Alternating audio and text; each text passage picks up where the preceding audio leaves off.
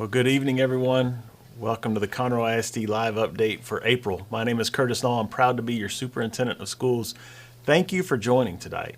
As you know, we broadcast this live, but we also archive it on our YouTube channel, and I hope that many, if not all of you, are catching this as an archived video, because as we film this tonight, it is an absolutely beautiful evening. And I hope that you're out and taking advantage of that with your family. For those of you that I know sometimes we trigger a lot of emotions when we put these out, and you come to these live events and you're worried if we're going to share some kind of breaking news. We're not. And so if you are watching live, you are welcome to stay. Obviously, we'd love to have you. At the same time, I would encourage you at this point to say, hey, you can come back and watch this later. Go outside, play with your kids, enjoy these last few spring days. As we know, we don't get many of these, and before we know it, it's going to be so hot that it'll just be hard to be outside. So hopefully you have enjoyed the beautiful spring weather, if not for all the pollen, and then you can pick up with this information a little later on. So our live events just historically have been our opportunity to come to you and share information with you, talk about how and why we make decisions. And as we've transitioned now more out of the COVID world and more to the kind of what these updates will be moving forward, tonight we'll be sharing some good news with you, some different stories, and then as we started with our last live update, we have an opportunity to introduce you to some of the people that make Conroe ISD great. And tonight we're going to introduce you to our Deputy Superintendent, Dr. Chris Hines, just a fine man, great educator, spent a lot of years here helping Conroe ISD. So we're going to get a chance to visit with him and learn a little bit more about the district, but learn about him as well and the impact that he's made in Conroe ISD. So once again, we're thankful that you're here. So we'll start tonight. We're gonna share COVID numbers, and then, as I said, we're gonna share good news. We're gonna talk to Dr. Hines, and we won't cover this necessarily today, but I just want to mention this because I know that, like in my house and probably in most of yours, house appraisal value forms are coming home today. A lot of people are receiving those in the mail, and we're seeing these huge increases in appraised values. And for a lot of people, you'll think, wow, that means the school district is about to receive a ton of extra money. And I'll give you the simple version today, but next month when we come to you, I'm going to invite our CFO, Darren Rice, to come to give you the more detailed version of what I'm about to say. But in short and in simple, for our annual budget, it does not matter if our home values in our community increase 2% or 30%. We still receive the same amount of money to run our school district here in Conroe ISD. And the reason for that is the state balances the extra money, or actually takes away the extra money. So for example, if our house values go up in Conroe ISD and therefore we're paying more in local school taxes, the state of Texas reduces the amount of money that they give us for our schools by that exact dollar amount. So as you see those bills today, I just want to remind you that we don't control the appraised values. And for us as a school district in our operating budget, it makes no difference for us if your house value went up 2% or 30%. It's the same net result for the school district. So all that extra money that comes in is actually money that the state will benefit. They will hold that in their budget. It will not be held in our budget. So I know for many of you taxpayers, you're going to look at that and say, oh my gosh, the school district is going to be taking too much of our money. For those of you that may be parents or employees, you may be thinking, oh, look, the school district is going to be flush with money. We're going to have all these new programs and extra money. That's just not true. It's not the way the funding formula works in Texas. But we'll get Mr. Rice here. He's the expert. He'll share more. But I just know for many of you, it was probably the same at your house as it was at my house this afternoon. You go to the mailbox and you see that and you go, wow. It's a startling bit of information, I think, to see what local appraised values. We know our economy is good, but that's one of those things that all of us as taxpayers look at, and it's one of those days we don't look forward to, truthfully, when we see it. But we'll talk more about that in a future time to get together, okay? But tonight, let's start with our COVID numbers, as we've traditionally done, and the beauty about this is going to be a really short conversation tonight. So we go to our website, as we have made a habit of doing, and the first thing I think you could notice by looking at our website is the COVID information is not front and center anymore on our website. It's made a move now, which is a good thing. So now you have to kind of move over here to find our roadmap to remaining open. And once again, you can go to our dashboard and see our data. So as we've traditionally done, let's go back and select the very beginning of the school year to help us look at our data. And you can see here first positive reports by day, and you can see that we have withstood now two big spikes, one at the beginning of the year and then one back in January, and today you can see that we are really flat. In fact, last week we had the first day that we have had in Conroe ISD in almost 2 full school years where we had no positive COVID results in the school district for either a staff member or a student. That is incredible. It's something that I think we should all celebrate as a community, that we have been able to stand up and really weather the storm here, right? And through this entire process, we have not closed any schools due to COVID, and that's because of the hard work of our teachers, all of our staff members, our community in general working with us, and we should be proud of that. So when you look now at the isolated cases, once again, these are, you see in the black bars here, our students isolated. What's great news about this is this means our kids are back in school, right? We don't have all these kids missing days. And that's important because we know that we have some learning loss that we need to deal with. We have some social and emotional needs that are a result of this pandemic. So even though the positive cases are gone, we still have some work to be done. And so we need kids at school, and they're there. In addition to needing kids at school, we need our great staff members at school. And once again, here you can see our staff is now back at school. We only have 2 staff members at this point that have active COVID cases. So that means when your children are now coming to school, we're not seeing the same crisis with substitute teachers that we've had. We're filling our sub jobs as we need them, but more importantly, we have our teachers in the classroom.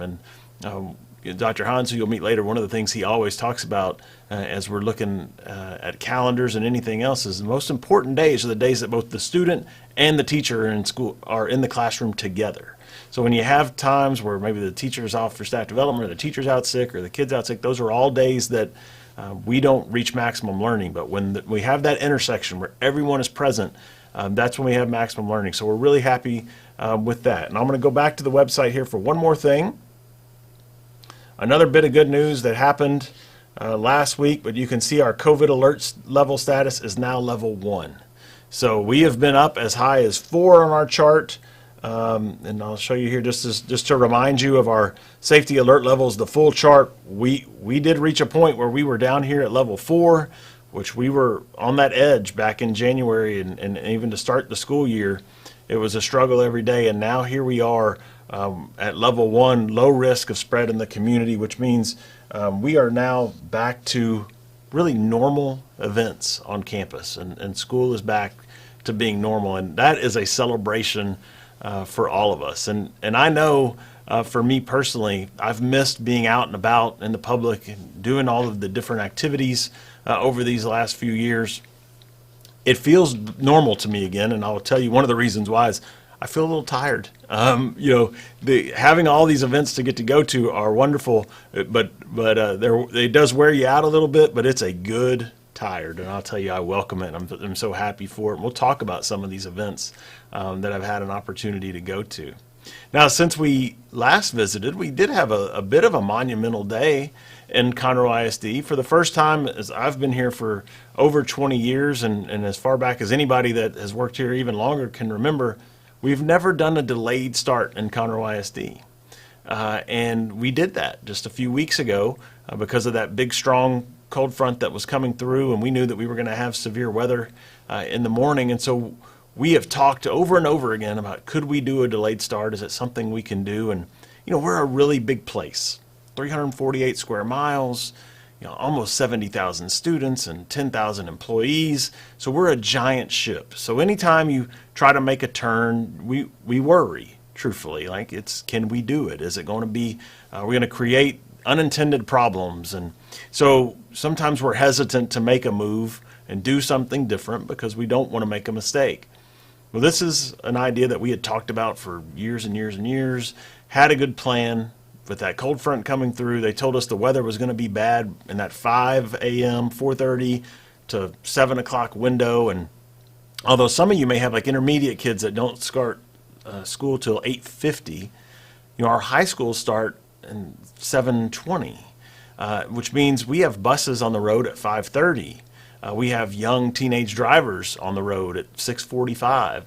And so the idea of having buses and young drivers and our staff members driving through the middle of that really bad storm made us all nervous. But at the same time, they told us it was going to move through quickly and we could safely have school. And we know how important school days are, and not only for the instructional piece, but also for students that could be hungry. So we made that decision, and it went beautifully. And so we say thank you to everybody for making that work. We didn't have any issues that day, and I think we've proven now that we have another tool in our toolbox if we have to deal with any weather, be it rain type storms or freezing weather or whatever may challenge us in the future. We now know that we can do that.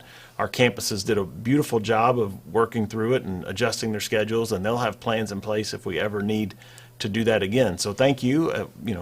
It's not often that we get to do something for the first time, in a school district that's 130 years old, but we did, and so we're real proud of that. Now, we've had great events happen. There's good news everywhere, and I think we should spend more time as a community, as a people. I encourage this of our staff members: spend more time looking for good news. There are bad things that happen in this world. There are bad things that happen in your job, in life, on any given day. They will always kind of find you to make you notice them. But there's so many good things that happen. And sometimes we just have to have the right lens to be paying attention to those good things on a daily basis. And we have that in Conroe ISD constantly. And we had a board meeting last month, and we were able to share and celebrate some of those great things that happened. And it started with some state champions. We had state champions wrestlers that we celebrated. So you could see our champions there: Joshua, Olivia, Maddie, and Jacob, state champions. It's a big deal, to go and compete, and we love to celebrate that. So you could see we had Caney Creek High School represented as well as College Park. And we know about athletic state championships, but what you may not know about is our kids compete in a variety of things.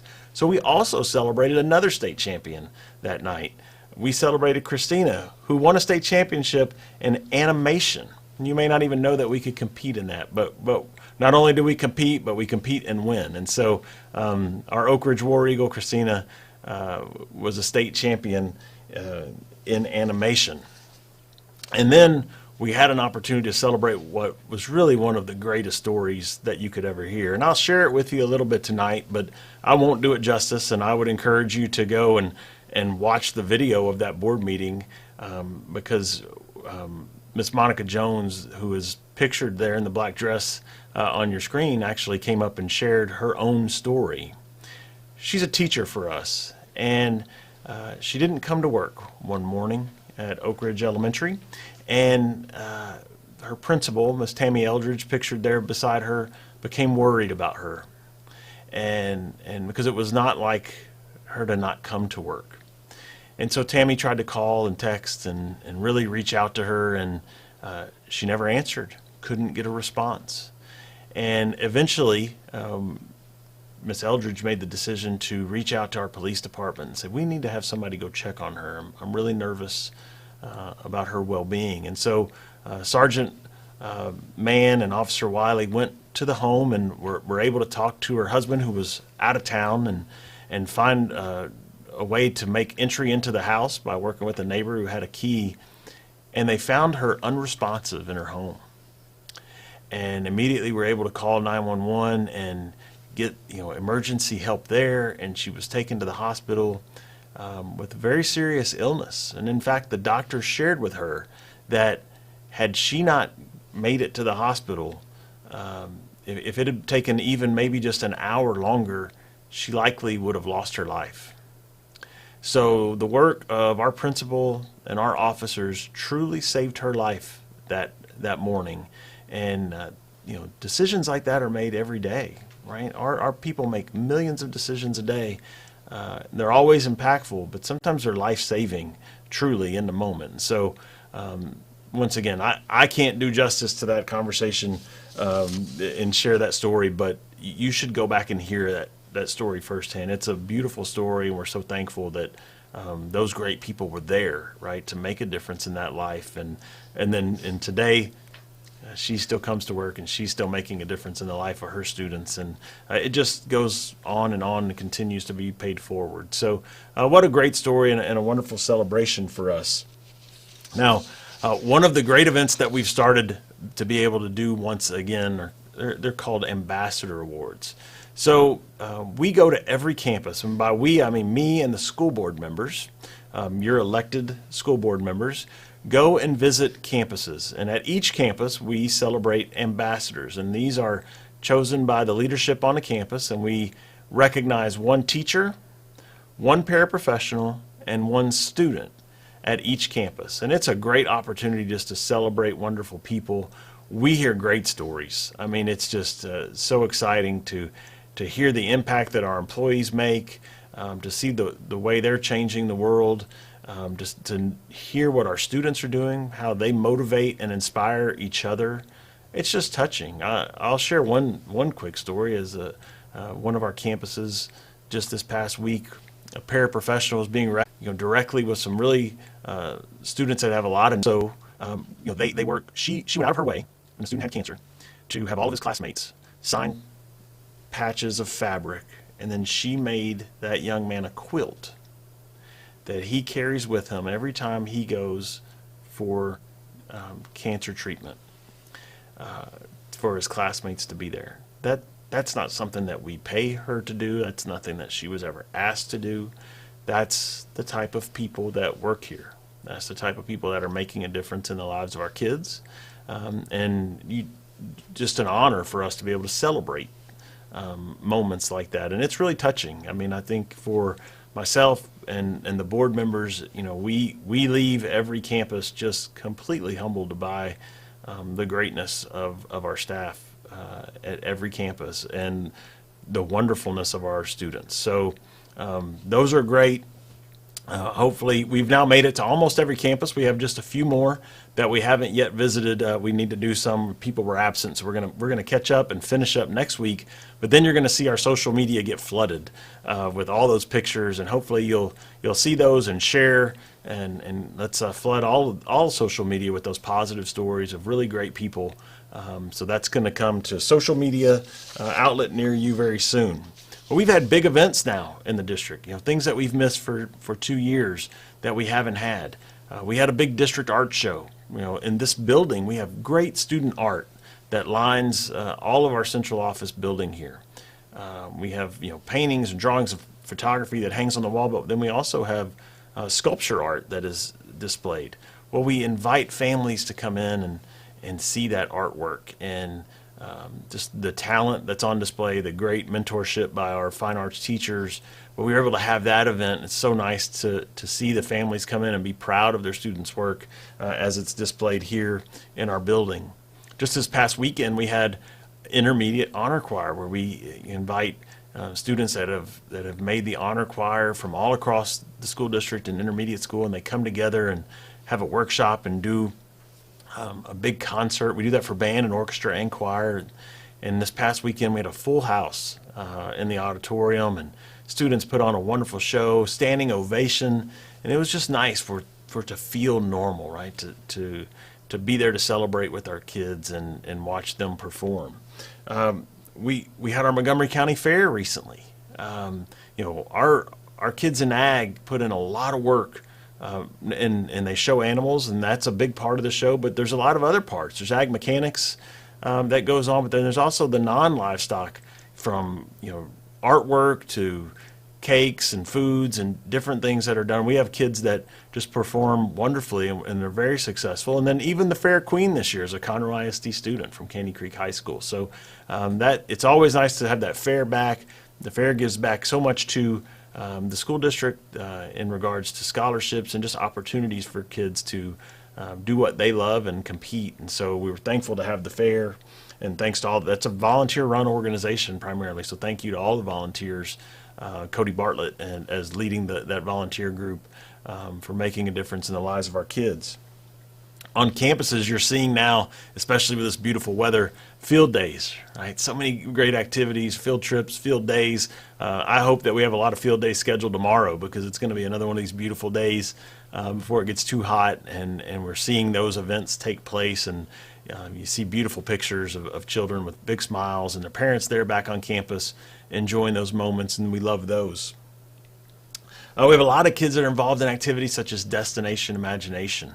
Those are huge events that occur on campuses. We've been able to get back in person and do those, and we've had numerous teams now advance not only to state competition but to global competition, where they're going to go to go seek international championships here next month, and our kids traditionally do very well. And speaking of competing and doing well, we've had our science fair activities here this spring semester as well, and once again our students have gone to the Houston Science Fair and just completely dominated. 18 school districts go to the Houston Science Fair. Of the 15 grand awards, we won 10 of them. So we won 2/3 of the awards out of the 18 school districts in all the Houston area that go to that event. And once again, we send students on to the Texas and the International Science Fair. So best of luck to all of those students as they move forward. And then this past weekend, we also had our early childhood fair. So that's an opportunity where we invite parents to come in and families to come in to register their pre-K and kinder students that will be new to us next year. Huge event. Really one of the most fun events that I've been to. Had a petting zoo, had a police car and fire engine, and a school bus out there that kids could go on. The kids had opportunities to practice going through the lunch line and going to see a classroom. And in addition to all that, hundreds of families were able to register their children. And so we're thankful to Tammy Zunker and all of our teaching and learning team who put that event on. It was just really a wonderful event. And speaking of that enrollment piece, new student enrollment is now open. So if you are new to our community or you're going to be moving in, you can now start that process or to go online and start your enrollment process. And we would encourage you to do that as soon as possible. It helps us a lot. The sooner that can be done, the better, so that we know where to expect students. It helps us to allocate staff now rather than waiting till later in the summer. So that's available to you now if you're a new student. For those of you that have returning students to us, you'll receive your code a little later in the school year into the summer for you just to update your information, and so that we get it updated in the system. So that hasn't come to you yet, but for new folks, you can go to our website and you can get information about new student enrollment. So we have all these great events going on inside the school district. And then I'm fortunate enough to go out and represent our school district at a lot of public events that have once again come back. And our community is so supportive of our school district. They want to learn more, and they want to be a part of what we're doing. And so I've had an opportunity to go out and speak to the Economic Development Conference here in Conroe, or the Woodlands Chamber of Commerce, and have great conversations about our school district and really just brag on what we do. And that's an easy part of my job. It's easy for me to go out and share these great stories. And then we have events where we see our people honored. We had an interfaith gala this past weekend where Paula Klepeski, who is our principal of Mitchell Intermediate, was recognized as a hometown hero. And then just a few weeks ago, one of our very own school board members, Miss Teresa Wagaman, was recognized as one of the 5 who give, as a great volunteer down in South County as well. So we congratulate both of those ladies. We're super proud of them, super proud to be associated with them and the work that they do. And then this past weekend also was able to go to the Food Bank Gala. And I just want to give a little commercial here about the Food Bank. Food Bank is a great community partner with us.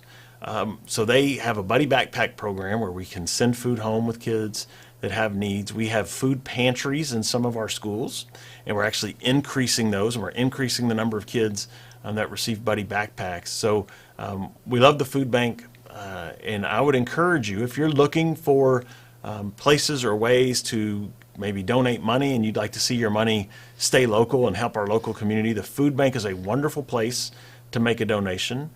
it's also a wonderful place to volunteer. So I know for the last couple of years, we've kind of all been confined to our homes. We haven't really been able to get out and do a whole lot. And maybe now is that time when you want to model for your children, what it means to be a volunteer and to give back to your community. The food bank is a perfect place to do that. You can go to their website. You can sign up to do volunteer. They do allow, there are rules and you'll see them there, but they do allow children in to help. And what a great way to teach your children about our community, about volunteerism and giving back. So I would encourage you to do that. But just a quick commercial there for the food bank. Wonderful organization, partners with us to truly make a difference, not only in our school district, but in our community as a whole. Now, one of our more exciting events is coming up this weekend. It's our Conroe ISD Job Fair. So we want to go out and make sure that we are recruiting the very best teachers around to come here and teach our children. So we will have our job fair this Saturday. It's at Grand Oaks High School from 9 a.m. to noon. Registration is open now. If you go to our website, it's one of those boxes right there on the main web page. You can go and get registered. So if you have friends or family or just great people that that may be looking for a teaching job, or maybe they're not even looking, maybe they're working in another district and you're working on them to try to convince them to, hey, you should come to Conroe and teach our kids. This is a great opportunity for them to come and learn more about our school district. Every campus will be represented. They have an opportunity to come in and meet our principals and meet directors and just have great conversations. So I would encourage you, share that information on your social media. You probably all know wonderful people that would make great teachers in Conroe ISD. There are things that we want all of those candidates to know that may want to come in, but we also want to make sure that our own employees know, right? Because there's a key piece of this is recruiting, but it's also retaining. We remind and want to remind those new people that if you come work here, you are going to be surrounded by the very best teachers. And as a teacher, that's what you want, right? You want to be surrounded by other people that want to work as hard as you, love kids as much as you do, want to grow, want to get better, and can help make you get better. And that's what you can find here in Conroe ISD. I think that's really the reason why we were voted the #1 school district in the Houston Chronicle's Best Workplaces competition, because we have great people here, all right? And that's what makes all the difference. This is a people-driven business, and it's a relationship-driven business. And you come here, it's a special place. And so we really want to see that. And our board has gone out of their way at this past week's board meeting to approve next year's pay schedule. That included a raise for our employees, not only our teachers, but all employees, raising our starting salary up so that we can really try to help those families out. We even made a move to move our nurses to a different pay grade to try to be more competitive so that we could get their salaries up, because we know nurses are in high demand. And we are lucky to have RNs at every single campus at Conroe ISD, and they make a huge difference. So we want to invest in them to make sure they know that we appreciate them and we want them to be here. So we were able to make that move as well. And then additionally, we've heard our benefits package, and we see that our insurance rates should be going down for next year, which is a rare thing. So there's a lot of investment in our staff here in Conroe ISD, because we know that's what you want, all right? You want great schools, and there is one simple way to have a great school, and that's have great teachers. You have great teachers at a school, you as parents, you will be happy. Your children are going to learn, they're going to be loved, and they're going to grow academically every year. So we're going to do our part. Please put the word out there. Invite those special people in your lives to come. Now, Saturday is just the teacher job fair, or the professional job fair. So teachers and administrators from outside of the district that want to come in. We do have other job fairs. We have other opportunities for folks that may want to come in and do other jobs, auxiliary type jobs or business type jobs in the school district. Will be other opportunities for that. But this is primarily the teacher job fair on Saturday at Grand Oaks High School. So we look forward to seeing everybody there. We'll be there, and we'll welcome you. I think at last count, we had right about 1,000 teachers registered to come see us on Saturday. I'm going to guess that by the time we get to Saturday, that's going to be 12 or 1,300 teachers that will find their way to Grand Oaks High School just because they want to come work in Conroe ISD, and we can't wait to meet you all. So we're excited about the job fair. Now, one thing I also just mentioned as we're talking about teachers, right, and retaining great teachers, is May is Teacher Appreciation Week gets here. The first week of May is Teacher Appreciation Week. And so please take that opportunity to let your teachers know how much they're appreciated. And sure, little gifts and things are nice, but I can tell you there's no gift greater than you just taking the time and truly sharing your feelings with the teacher through a nice handwritten note or an email, or going through our system and doing a TAE, a Teachers Achieving Excellence. Once again, a Starbucks gift card, or those things, those are really nice, and they're always appreciated, and they'll be enjoyed. But if you send a nice handwritten note and it's really heartfelt to tell a teacher or any staff member why you appreciate them, I can assure you that little note is going to live in a folder in their desk for the rest of their career. I think as educators, we all sort of have that folder that we go to when those days are really hard, and we wonder how will we get to the next day. And sometimes it's that note, and that note might have been from 4 years ago, that we go back and read, and it's like, okay, I can do this. We can make this happen. So I just encourage you to take the time to do that and show your appreciation as we get ready to celebrate Teacher Appreciation Week here in that very first week of May. All right, now the most exciting, I know I keep saying the next exciting, but the most exciting, well, everything we do is for the purpose of making sure that our students graduate from high school. And it starts when they're in pre-K, but everything that we're doing is this build up to make sure that they can be high school graduates and they're prepared to attack the world. And graduations are coming up very soon. So you can see here our schedule of our graduations. The first graduation is actually May 19th, so we're not too far off, just a little more than a month away from our very first high school graduation. You can see that Washington High School will graduate at the Ark Church, but all of our 6 comprehensive high schools will be graduating at the Cynthia Woods Mitchell Pavilion. We're very thankful for them, and they are great hosts for us. And it's truly a celebratory event. Now, each high school will share details with you about the event and how tickets will be distributed and how many tickets you get. Obviously, that varies based on the number of graduates. But the nice thing about the pavilion is we have the hill, and the hill is open seating, so everyone is welcome. But also, what's important about our graduations is we live stream them. So you may have families that are out of town, or you just may have uncles and aunts that can't make it to the event, or just prefer not to sit through a 2.5 hour event in person, but they want to be a part of it. They can watch it online and see your graduate walk across the stage. So that's really exciting as well. And we look forward to graduation. I love it. We'll be there every night. We kind of make that run for myself. And our board members, and I'll remind you about our board members. They're great people. You elect them, but they're not paid. So these are unpaid positions that these folks fill. But they're there every night at graduation. So they go do their job during the day so that they can pay their bills at their home. But then they come every single night and spend all those hours to be there to celebrate graduates because they know how important that is. And so we thank them once again for not only going and visiting schools for ambassador awards and finding ways to every year they've lowered our tax rate by over 10 cents in the last 4 years, great financial stewardship, but then also to be there to celebrate with us the great work of our students. And so we're very thankful to Mr. Hubert and Mr. Moore, Ms. Wagaman, Mr. Ray Sanders, Stacy Chase, Mr. Williams, and Mr. Inman for their dedication to our school district. So thank you to our great school board once again. Now, that's a lot of good.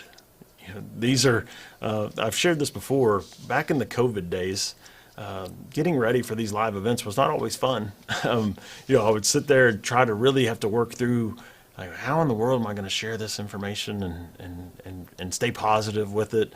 And now I'm at a point where it's like I have 50 great things that I could share. How am I going to get to 10 things to make sure that we can keep this moving? It's a lot more fun to get prepared for these now. And I think that, we're blessed to live in a special place. And I think we know that. And I think it's evidenced by the fact that people keep trying to get here. People are moving here as quickly as possible. We continue to grow at just an astronomical rate. And so we want to talk a little bit about that growth and what it means. But really more importantly than talking about growth, we want to introduce you to a very special person. So for years, Dr. Chris Hines has been here in Conroe ISD, and I want to let him share with you just kind of his background. But I will tell you that this school district would not be as successful as it is without the work that he's done. And most of the work that he does is behind-the-scenes work. But when you look at over the last 15, 16 years, how successful we've been, there's a common denominator there. It's Chris Hines. He leads with class and character. He's a man that I've looked up to from my time as a teacher in the school district to an assistant principal to a principal, and has been there with me in every step through central office. And I just think you all should know him. So I'm going to welcome Dr. Hines here. So it's Chris Hines. Dr. Hines, welcome. Thanks for joining us tonight. We appreciate you being here. And so let's introduce the people to you a little bit here. So give us you have a great background. It's very interesting. So, tell us a little bit about your educational background and how long you've been doing what you do. All right. Well, thank you for those kind words. I'm Deputy Superintendent. I've been with Conroe Independent School District since 2001 when we moved here, and I was principal at Oak Ridge High School for 2 years. My son graduated from Oak Ridge High School in 2005.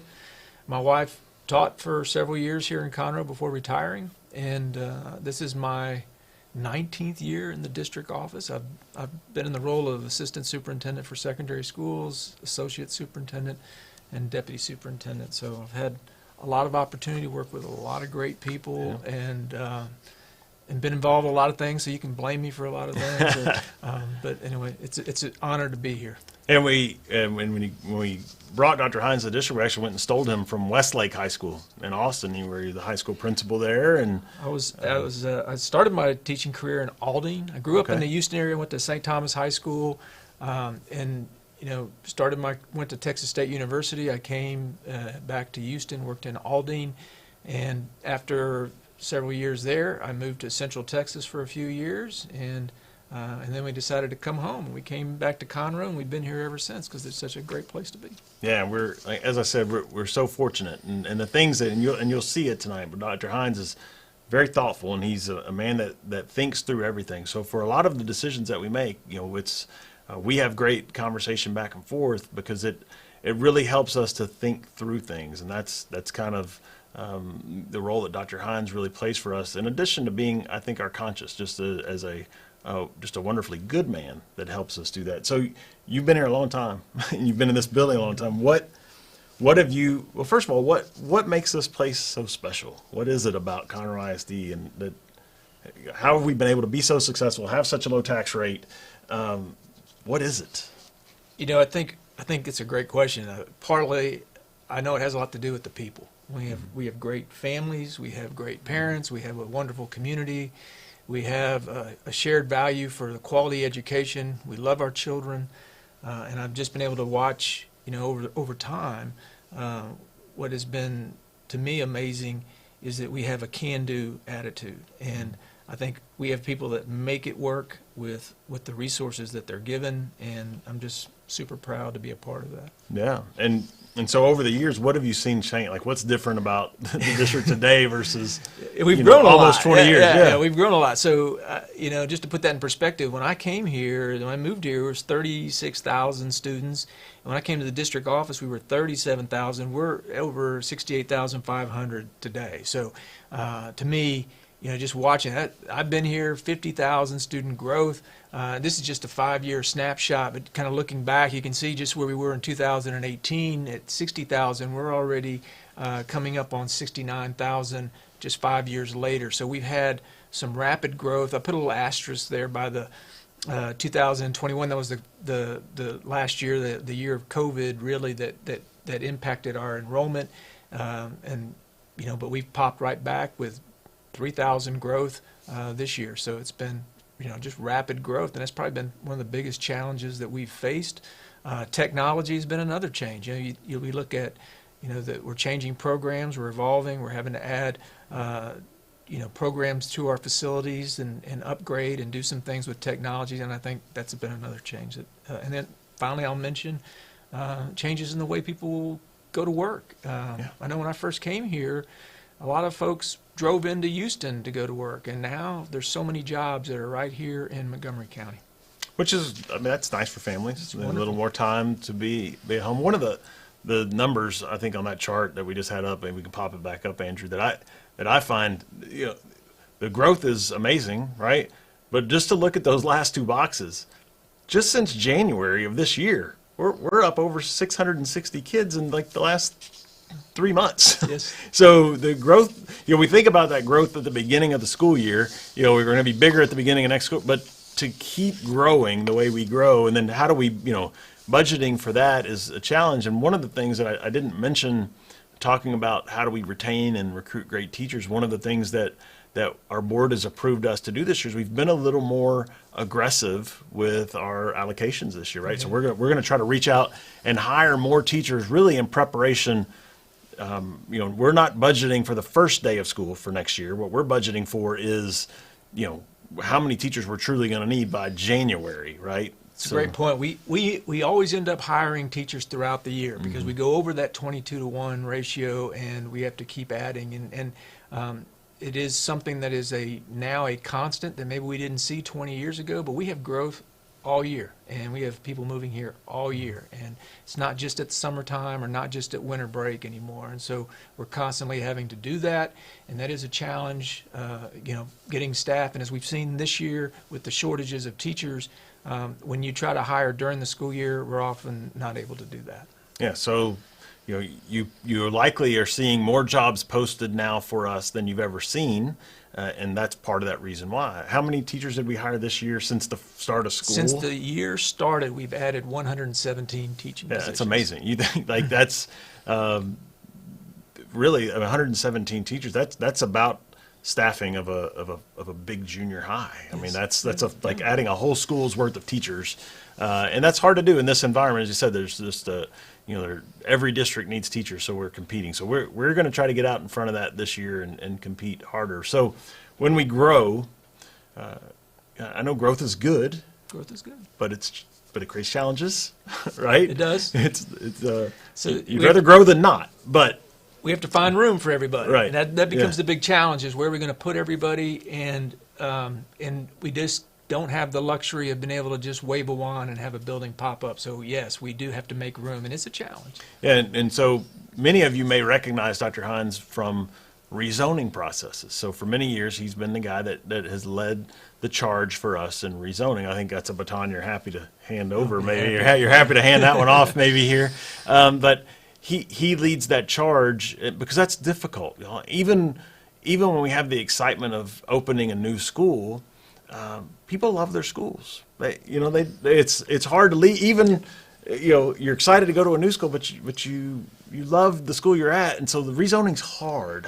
What's our process? Maybe share just kind of not only the process but our thought processes. Schools are communities. That's why they're so hard. Yeah. And when you have to break up a community, it's very difficult. And we understand that, and I think it's something that we take not very lightly. We approach it understanding and really try to approach rezoning as if it was my own family. And I live in Shenandoah. I lived in the Woodlands for 15 years. I live in Shenandoah currently. And we always spend time driving around before we ever rezone an area, really getting a feel for the neighborhoods and the community and the roads and which way people move. And but what we have found over time is people orient themselves based on their school and their routines. And so, it may impact decisions about daycare or where you drop off your dry cleaning and who you carpool with and all those things that go into it. So we understand that. But it is necessary for us to do, especially when we open new schools or to respond to growth. And so we do have to do that from time to time. And it's not something that we want to do, but it is necessary. And when we do it, we put a committee together. We'll study maps. We'll have a process for input. We actually put spreadsheets up on our website and parents can access that, or community members, and can put together their own scenarios. We look at several scenarios. I know we just did a rezoning for the opening of our newest school that will open up, which is Gordon Reed Elementary. And, certainly in doing that process, we probably looked at around 35 different scenarios before we committee selected one to recommend to the board. So it's a process. It takes about 4 months from the start to finish, but we just go about really looking at, what is the solution that we need?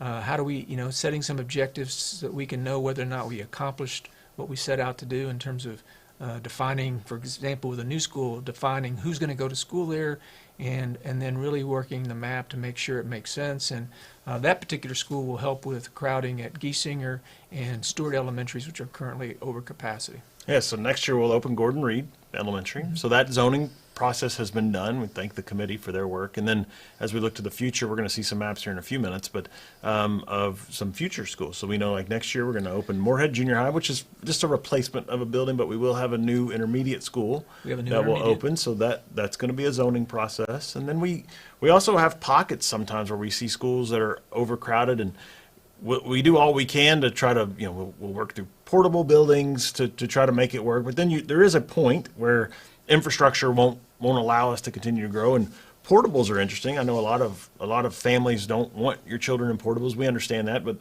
they are a necessary evil because, as you said, we can't just snap our finger and have a school pop up.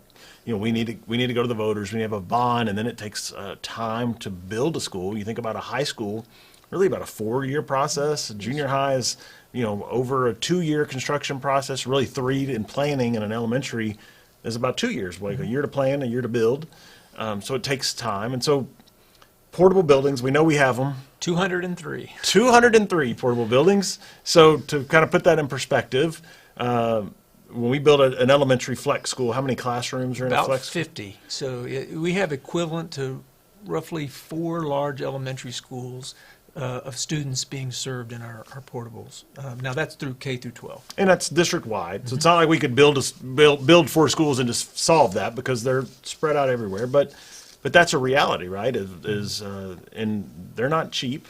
Portable buildings are not cheap. What's the going rate on a portable? It's about $150,000 a classroom to buy one. Okay, so and then we have to outfit it, and if we need to get power and technology to it, it's going to add to that cost. Now they serve their place, and I'll tell you, like the new ones we buy are really nice. You go into they're a really nice classroom. So if your child is in a classroom that's a portable building, it is still a good positive learning environment. In the end, we'd love to get out of that business as much as we can, but we will never get completely away from portables.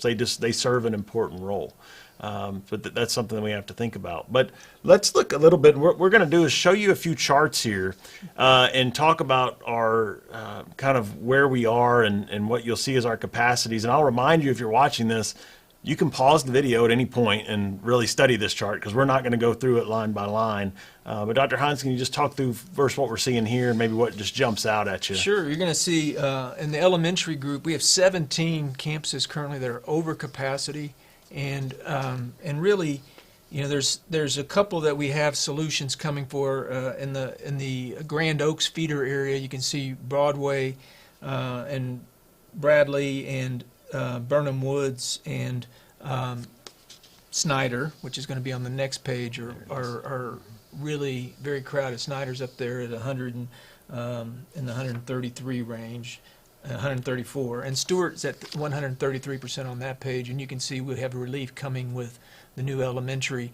You can also see Bush is crowded, and we certainly are working on that.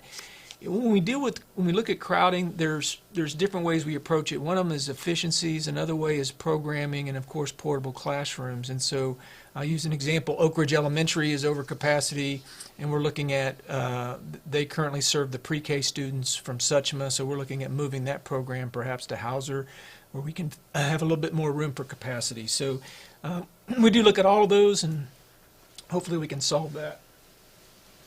Yeah, and so, we have elementaries coming, but we have, those are real challenges that we see, and you feel it. We know you feel it out there, right? It's if you're at one of those schools that's full, you feel it not only from your maybe the portable buildings, but just the car rider line, the traffic in the area, all those things. That's real, right? It's real. And because when you get to those over 100% capacities, once again, we can add classrooms outside, but it doesn't make the cafeteria bigger, doesn't make the hallways bigger, doesn't make the car rider line, queuing space longer. It gets really uncomfortable. So for those of you in that Grand Oaks feeder, we do have that elementary coming. We're building a new school right off of Lexington, and that will open up not next year, but the year after. So we'll start a rezoning process soon to have that conversation about that school. But it's going to provide some relief. Now, the reality, as you look at those numbers, is we'll probably open that school full. You know, I mean, and they're going to keep building houses, and so we'll be back to talk about another future school down the road there. But you know, full is very different than 133%. That's really full. That's really full. Yeah. So. And you know, and I would just say from experience, people feel like their building is full once you start getting in that 90% range, because as you mentioned, parking fills up, car rider lines are filling up, the infrastructure will feel full. And depending on programs, the building inside may be full. And that's why it's hard to see. We might be at 96% capacity and have portables, and we might be at 103% capacity and not have portables. Right. It just depends on some of those efficiencies. Yeah, because you could have a special program, and we build a classroom, and you could assume that it'll be 22 students in that classroom, but it may be a special program for students with some specialized needs, and there might only be three students in that classroom. Correct. Right. So that changes the whole dynamic of how many kids can be in a school. So then let's go out. We have another chart here, I think, to share our intermediate schools. Intermediate range, you know, again, as you mentioned, we have a new intermediate that's going to open up in the Caney Creek feeder, Veterans Memorial Intermediate. So we're going to provide relief. You can see Grangerland is significantly crowded, and so we do have a plan coming for that. And you know, I'll just point out there's a couple of K-6 campuses that are on there, and you know, we break it out from elementary and intermediate just because we want to make sure we're counting the seats as we look at the program. But Tough as overall is under 100%, right around 100% or in the 90s. But it's just gives you an idea where we're working on and what we're looking towards. We're going to keep an eye on Clark and Cox as well, because that Grand Oaks area is just rapidly growing. And then this is the junior high chart, and you can begin to see we're crowded in junior high. We're over 100%. We're at 102% of our capacity. Now, we do have a replacement junior high that will open in 2023 that will replace the current Moorhead, which is a capacity of 1,050. So we'll jump up to about 1,650 capacity with that new building. So that'll give us a little bit of room in Caney Creek feeder zone. But you can see we're crowded everywhere else. We just added on seats at York Junior High, and we're already at 103%. So, you know, that's an area where we know we're going to need some relief in the future in our junior high area. And then our high schools. Our high schools are pretty full, and we just added on. I'll point out we just did a addition at Woodlands High School and College Park High Schools at the main campus at the Woodlands, and both of those schools are in better shape now. You know, they're both over capacity, but they're not growing as fast and are holding pretty steady. So we're in a pretty good position with those two schools right now. Caney Creek, which has some room for growth, is growing rapidly. If you look at that projected enrollment number, you can see that they're projected in just by 2028 to be over 3,500, and they're our newest high school to go into the 6A category. So they're growing rather rapidly. Oak Ridge has a little bit of capacity when we look at their 9 through 12 program. Their main campus is pretty full. There's a little bit of room at the 9th grade campus, so we use them both together. There's a big construction project going on over there, so we really don't have that capacity right now because we're having to close down some classrooms for construction. But you know, the two big ones really I'll point out are Conroe High School, which really will be about 5,000 students next year, and 5,000 is a big high school. Fourth largest high school in the state, I think they are now. And you can see where they're projected to be at over 6,700 by 2028. And that's certainly, we're doing a construction project there. We will create some added capacity, but not that kind of capacity. That is a rather big high school, and we're going to need a solution for Conroe High School in the future. And the other high school that's growing rapidly that we're going to need to look at a solution for in the future is Grand Oaks High School. They are already approaching 3,300. They'll be at 3,600 next year. And if you notice, they were projected at 3,600, and we're going to hit that probably next year. So we're running about 4 years ahead of the projections at Grand Oaks High School. That's how fast we're growing in that area. So we're going to need some relief there. Yeah, so when you think about a school like Grand Oaks, you have a couple options, right? Do you add on to the building, or do we begin to consider a ninth grade campus like we have for Oak Ridge High and the Woodlands and Conroe? So those will be conversations that will come in the future. But yeah, a solution will have to be found, and certainly for Conroe High School, that's one that we're all watching very closely, because right, like we said, right now I think it's the fourth largest high school in the state of Texas. That's amazing, but when you get to 5,000 students and keep growing, that's a lot. One of the things we're proud of is our graduation rate. We're 97% plus on our graduation rate, and something that we have found, and as you're well aware, I've found two big things that are important: meaningful adult relationships, and that a lot comes from engagement in extracurricular activities, and how important that is at a high school. And that's why, when we get so large, are we reducing those opportunities for students? And so we really want to look at that. And then the other one is a sense of future, and that's how important, now more than ever, career-based programs and really trying to think about what I'm going to do after high school becomes important part of, in terms of giving a student a reason to get through high school. Yeah, and so we have a couple maps here too that we want to share. Sure. Just quickly, once again, you could always pause the video and check these out. But this is the Conroe High School feeder, right? And you can see in the far left-hand side there, all the way to the very west of our school district, we have Gordon Reed Elementary. That's the one that's being built that will open next year. We also have another school site there that we could build a future school. Maybe it's an intermediate school. That we have options there, but we have a school site. And then you can see there the site of Flex 23, which is out near the airport. That'll be our next elementary to be built, opening up in likely 2024. The likely open date for that school will bring some relief to a lot of the elementaries in Conroe. And then that future high school site, we talked about Conroe High School.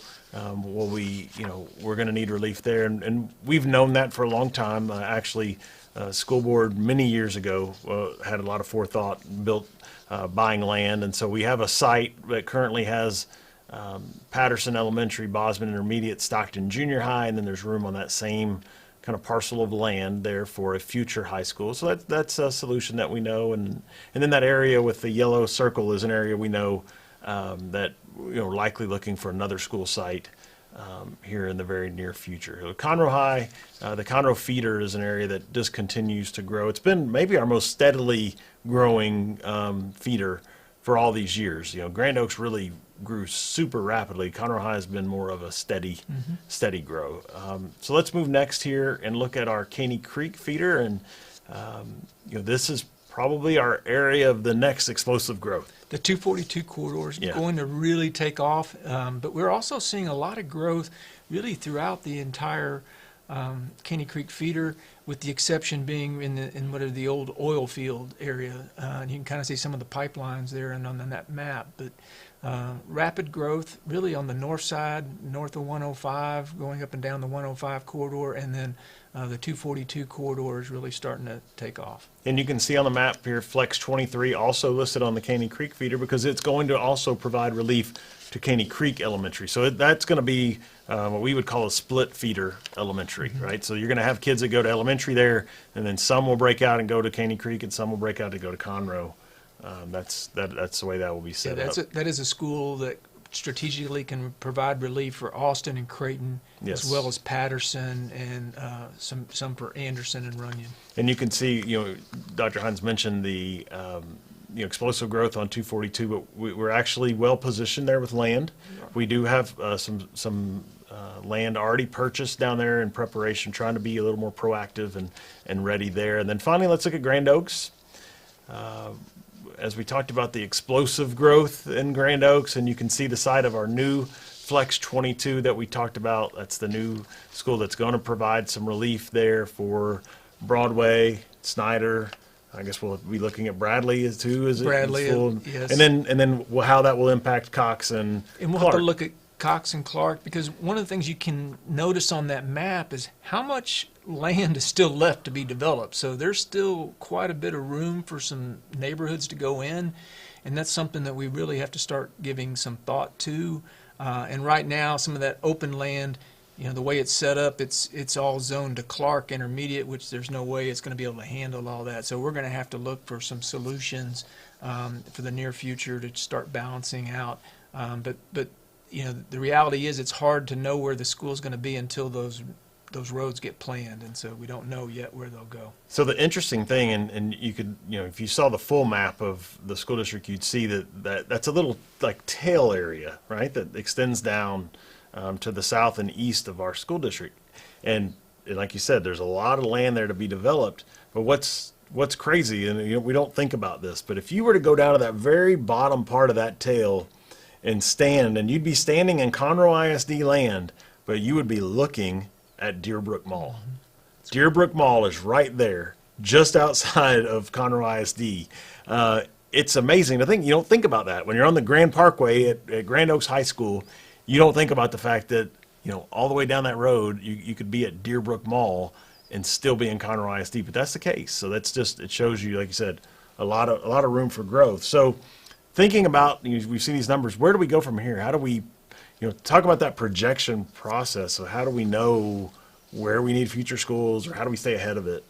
So we rely heavily on our demographic study, and we just had one done a few years ago, but it's already outdated, and so we're going to go through that process again this summer, which will get a new updated demographic study that we can begin to look at the numbers. Because the other thing that's happened in the last few years, because we're doing so many new schools, we've created new planning zones. We've also redrawn boundaries, so a lot of our planning assumptions are now obsolete, so we're having to go back and kind of update all the data, and we're going through that process again now. So we're going to start this summer really working hard on that. And the nice thing about when we do a demographic study is it's your demographic study. So when we get that information, all the information we get, we put it on our website and we make it available to the community. You all own that. And so, if you own a business or you're a realtor or anything out there where that information may help you, that will be there for you, right? You'll be able to access that. You'll be able to see all of it. It's all public and there for you. So we'll start this summer with the process. We think it'll be the fall. Be in the fall. We receive that information. And then we, that next step is we use that information. We use the capacity informations we have, and that what drives us to potentially think about, do we need to have another bond election in the future, right? And we know we will have another bond election in the future. There's no question about that. It's part of being a growing school district, right? You have to build schools to educate kids, but that's the driver really of it. And so we'll look at that in the future and see where we are. There are things that we know as we consider, in the future building schools and doing those things. Is our board's made it very clear they want all the taxpayer relief that is possible, and ever raising a tax rate is not an option for our board. We know that, we appreciate that, and we've had bond committees in the past work very hard to make sure that we can bring a bond forward and not have to raise the tax rate. And so we know if we do one in the future, that'll be the same driving force, right? But that's a process that we'll have to look at and talk about. We know right now, we look around and we see, I've had that question asked to me at different events, like, well, as fast as you all are growing, when is this conversation going to start? We see Montgomery's doing a bond, and Willis is doing a bond, and Humboldt's doing a bond, and Klein's doing a bond. Like, are we going to get behind? I see people getting nervous. Like, are we going to get behind? Are we going to have a problem? We're not. We are in good shape today, but now is the time that we need to start paying attention and doing our due diligence, like the PASA demographic study. So we'll do that, and then we'll see where we are. And if at some point we need to convene a committee to talk about that, we will. But we'll make sure that we're positioned right for the future. We always have been. We're conservative by nature, so we're never too far ahead. I know that's something that we struggle with. We would love to be able to be out in front of something a little more and not have it get over full, but that's just not our nature. Our nature here in Conroe ISD is to make sure. We don't ever want to build a school and then have it not fill up and look like it was wasteful. So we'll always be, leaning to the side of caution and being conservative, And at the same time, you can't have schools that are 130% of capacity. It just creates a lot of safety and problems, and so we'll continue to work through that. Any last words of wisdom? You always got to have great words of wisdom. Any for parents or for teachers out there? What are your words of wisdom about just anything? I always tease everybody about it, but just remind everybody the school district is all of our district, and whether you have children in school, whether you used to have children in school, it's a great community, it's a great place, and I just encourage everybody to keep working towards making it the best it can be. And we are so fortunate to have such wonderful teachers, wonderful staff. It's a great place to be. We have a wonderful community, and I just want to say thank you for allowing me to be a part of that and allowing me to be on this team. Yeah. I enjoy it. Thank you. Appreciate you, Dr. Hines. Thanks for being here. You bet. So, it's easy to see why I love him, right? Just a wonderful man, just a wealth of knowledge, and really is got a hand in everything that we do, and has done so much to mentor so many of our great leaders in our school district. And so we appreciate his expertise and his care that he puts in everything that he does. And as we talked about, that rezoning process is difficult, and yet he's done it really well. And one of the things that I think all of us have come to appreciate about rezoning is all of our schools are really good. And so when we do rezoning, in the end, everybody ends up happy, even if they've had to move or change, because they get to a new school and they love it too. And so that's one of the things that really helps us. But we're thankful for Dr. Hines, and that's been great. And so just to kind of summarize where we've been tonight, once again, I hope you're watching this recorded and you've been outside playing in our beautiful spring weather, and I think you have been, and that makes me happy. It makes me smile. But so many good things going on here in the school district. We're looking forward to even more great events like graduation coming up here very soon. As we get to next month, we're going to invite Chief Financial Officer Darren Rice here.